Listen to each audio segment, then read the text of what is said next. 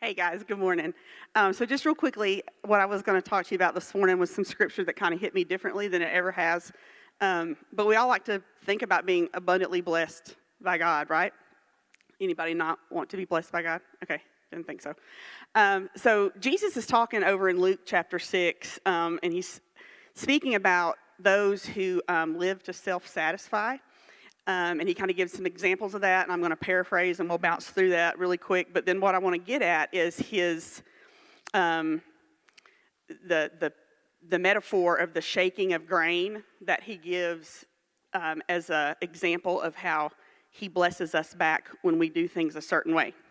So he starts off around verse 24, and he's like, "Woe to those who self-satisfy," and he gives several examples. One is richness. So like, if you pursue wealth, well then good for you, because that's going to be your comfort.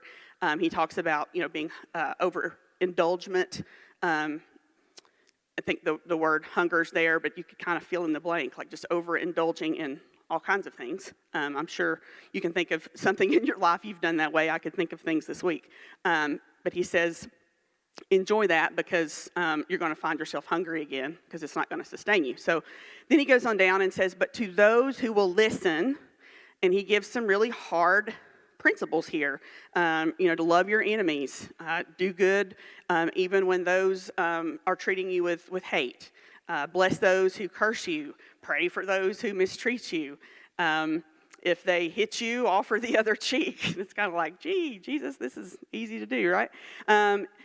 If they take your coat, we'll offer them your shirt. If anyone asks, then you're to give to them. And from those who have stolen from you, don't ask it back. And it's like, gosh, how do we put all this into practice? So he goes and talks a little more. I highly recommend you to read chapter 6 just to get the context here. But basically he's saying to really put love in action is hard. It's easy to love. He even goes down and says, even the sinners will give when they know they're going to give back. Even the sinners will love when they're receiving love back. So that's the easy part, right? And as Christians, we're called to be more. And so basically he's saying, give and expect nothing back. And I think a lot of times we think as giving is like monetary. So like if I just go and maybe this is the verse, I don't know, Aaron can answer this. Maybe this is where the prosperity gospel spark comes from. It's like, well, if I just give, God's going to give it right back, and if he wants to throw in a Rolls Royce, we'll talk about it. Like I'd take it, but that's not what he means here. So he goes into, I want to pick up right here in verse where he goes to the shaking of grain. Give me just a second. He says, forgive and you will be forgiven. Give and it will be given to you, good measure, pressed down, remember that word, shaken together and running over. It will be poured into your lap. For the measure you use, it will be measured back to you. And I love this analogy. So think about shifting grain. Why would you shift it and press it down? What is the goal to do there?